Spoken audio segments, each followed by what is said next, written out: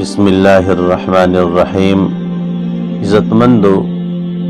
تاسو د مولانا شجاع الملک صاحب دا خبرې اورئ. د دې نه پس به تاسو سره څو خبرې کوم. دا پاکستان دا د هغه سیلاب چې کوم د يهودیت یا د امریکای یا د غیر روانو دا د یو خل رحمان ته دعا کوي. کله دا عمران ټارګټ کړي نه وي او دا لینکس واضح کړي نه وي چې د لینکس چا سره دي په سوشل میډیا د تصویرونو او کمپاینونو او دا ټول سيزونه د یو جمعیت علما ده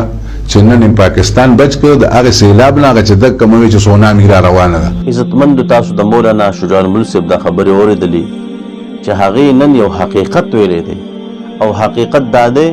چې هغه وایي چې کم د امریکای او د يهودیت سیلاب په پاکستان باندې را روانو نو دا خلق د مولانا فضل الرحمن صاحب ته دعا کوي چې شریدي د عمران خان نوې ښکار کړي او د دې د حقیقت نوې بیان کړي نو کېدای شي چې دا خلق په دغه سیلاب کې ډوب شوی وي. خو زه نن افسوس کوم هم دغه مولانا شجاع الملک صاحب نن د امریکای په دغه سیلاب کې چې کوم دی ککړلی نن چې کوم دی دا د دغه یهودیت په سیلاب کې ککړلی او نن د دغه یهودیت او د امریکای د سیلاب چې کوم د دفاع کوي د هغې مرګستیا کوي او بیا د هغه مولانا فضل الرحمن صاحب چې کوم ورته حقیقت ښکاره کړی دی او حقیقت یې ورته ویلی دی د هغه خلاف لګیا دی ورځ شپه نو دا خالص منافقت دی.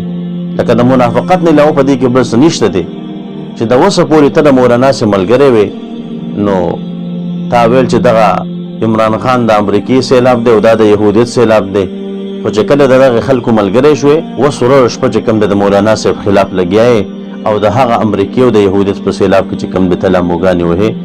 نو خیال کوو داسې نه چې د امریکای او د یهودیت په دغه سیلاب کې ځان ته ډوب نه شي. عزتمندو تاسو ته په خپل راس ښکاره شوي وي